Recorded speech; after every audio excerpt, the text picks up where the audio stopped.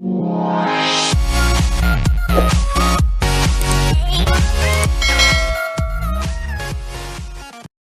sub pembelajaran kita kali ini, kita akan membahas tentang transformasi fungsi yang khususnya akan membahas mengenai transformasi pada titik. Adapun yang dimaksud dengan transformasi adalah perubahan posisi atau ukuran suatu objek baik berupa titik, garis, kurva maupun bidang. Transformasi fungsi itu dapat dibagi menjadi 4. Yang pertama translasi, kemudian refleksi, kemudian dilatasi, dan yang terakhir itu namanya rotasi.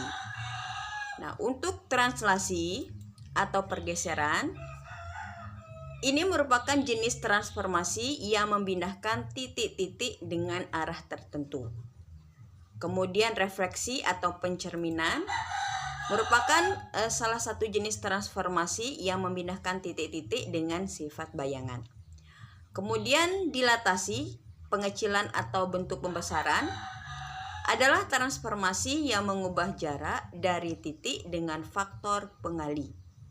Kemudian yang terakhir yaitu rotasi atau perputaran merupakan jenis transformasi yang mengubah titik-titik dengan memutar titik sejauh alfa atau sejauh sudut putarnya.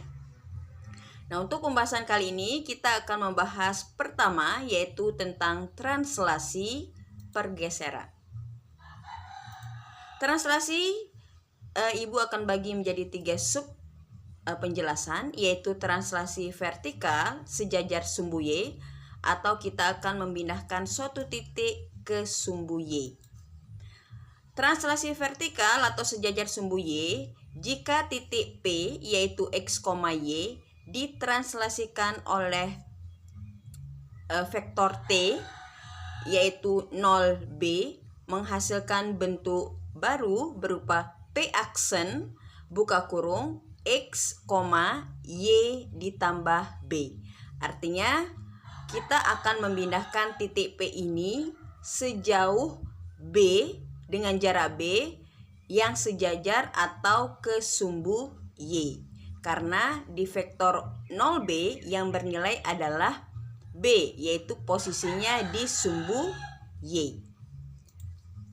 Adapun bentuk formula untuk translasi vertikal atau sejajar sumbu Y, misalnya di sini titik P yaitu koordinatnya X, Y akan kita translasikan dengan vektor T atau vektor translasi 0B, maka akan menghasilkan bentuk baru yaitu P aksen buka kurung X, Y plus B.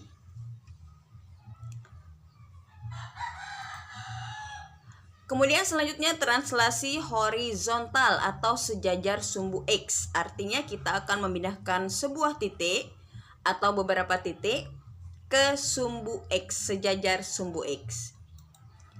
Jika titik P, X, Y ditranslasikan oleh vektor translasi T yaitu A0 akan menghasilkan bentuk baru P aksen buka kurung X plus A, Y. Artinya kita akan memindahkan titik P ini sejauh A dengan jarak A ke sumbu X. Kenapa sumbu X? Karena yang bernilai di sini adalah A, yaitu pada sumbu X. Vektornya yang bernilai adalah sumbu X. Formula untuk translasi horizontal yaitu titik P buka kurung X, Y kita translasikan dengan vektor translasi T A0 akan menghasilkan bentuk baru yaitu P aksen buka kurung X plus A, Y tutup kurung. Kemudian yang ketiga yaitu translasi vertikal dan horizontal, artinya kita akan memindahkan titik tersebut sejauh X, sumbu X dan sumbu Y atau sejajar sumbu Y dan sumbu X. Jika titik P, X, Y akan kita translasikan oleh vektor translasi T, A, B menghasilkan bentuk baru yaitu P aksen, buka kurung, X plus A, Y plus B. Adapun formulanya di sini, P titiknya adalah X, Y, kita akan translasikan secara vertikal dan horizontal dengan vektor translasi T, A, B akan menghasilkan bentuk baru P aksen, buka kurung, X plus A, Y plus B. Baik, untuk lebih memahaminya kita akan membahas beberapa contoh soal berikut ini. Contohnya di sini, tentukan hasil pergeseran titik C 1, min 2 jika ditranslasikan oleh vektor translasi yang A yaitu vektornya vektor T translasi 0, min 2, kemudian yang B vektornya 2, 0, kemudian yang C vektornya min 3, 2. Sekarang kita akan membahas bagian pertama, yaitu dengan vektor translasi 0, min 2. Artinya apa? Artinya kita akan menggeser 2 langkah ke bawah. Mengapa 2 langkah ke bawah? Kita lihat di sini negatif 2 atau min 2. Ini adalah posisi sumbu Y, artinya Y-nya negatif. Kalau negatif berarti arahnya ke bawah. Oke, ingat kembali ke bidang kartesius. Posisi Y adalah posisi atas dan bawah. Kalau atas positif, kalau bawah negatif. Jadi artinya di sini kita akan menggeser titik 2 langkah ke bawah di sumbu Y.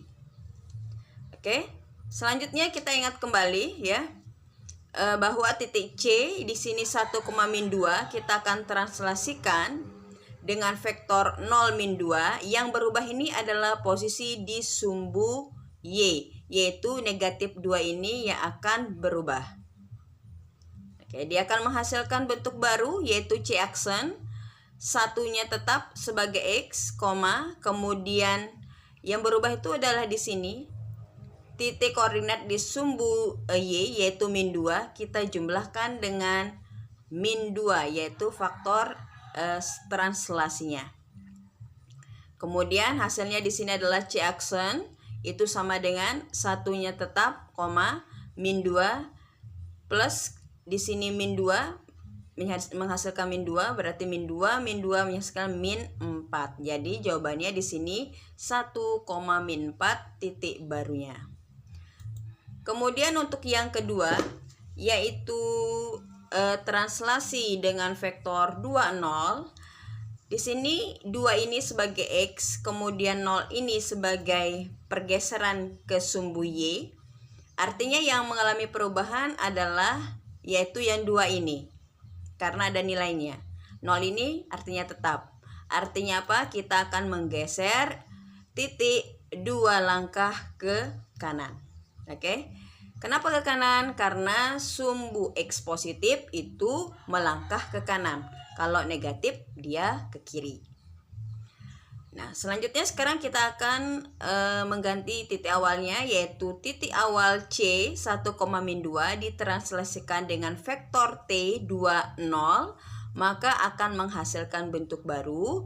Yang akan berubah adalah titik X yaitu 1 ini akan berubah menjadi 1 ditambah pergeserannya 2 ini, kemudian koordinat Y ini tetap min 2. Jadi sini C aksen sama dengan 1 tambah 2, 3, kemudian di sini min 2. Jadi titik C 1, min 2 translasi vektor 2, 0 menghasilkan 3, min 2.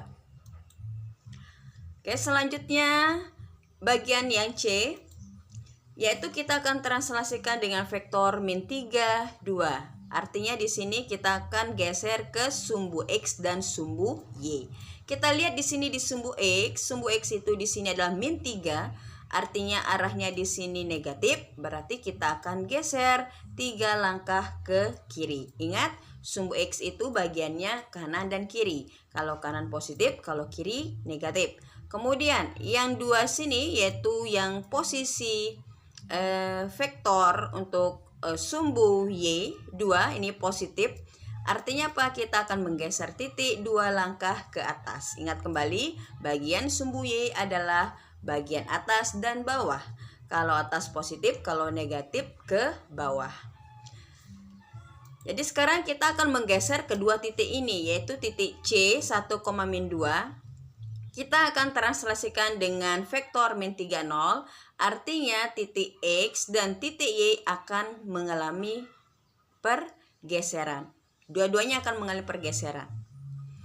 Maka jawabannya di sini adalah titik barunya adalah C aksen, itu sama dengan 1 bergeser 3 langkah ke kiri, maka kita jumlahkan 1 ditambah min 3, kemudian min 2 ditambah 2. Min 2 ditambah 2. Oke, hasilnya di sini adalah C aksen sama dengan 1 ditambah min 3, itu menghasilkan min 2, min 2 ditambah 2 hasilnya 0. Jadi titik barunya adalah C aksen min 2, 0.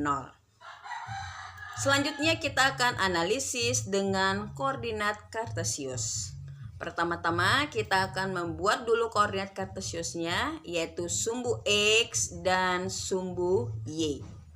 Yang pertama kita akan membuat titik awalnya dulu, yaitu titik C. Itu titik C adalah 1, min 2. Artinya apa? X-nya 1, Y-nya min 2, titik temunya di sini yaitu 1, min 2. Nah, sekarang yang pertama adalah kita akan translasikan dengan vektor translasi 0, min 2. Artinya apa? Kita akan menggeser titik C ini 2 langkah ke bawah. Min 2, posisi Y negatif berarti 2 langkah ke bawah. Dari titik C ini kita geser 2 langkah ke bawah. Hitung 1 langkah, 2 langkah. Nah, ini artinya 2 langkah ke bawah. Baik, posisinya di sini adalah C aksen yaitu 1, min 4. Kemudian selanjutnya perintah yang kedua adalah translasi vektor translasi yaitu 2, 0.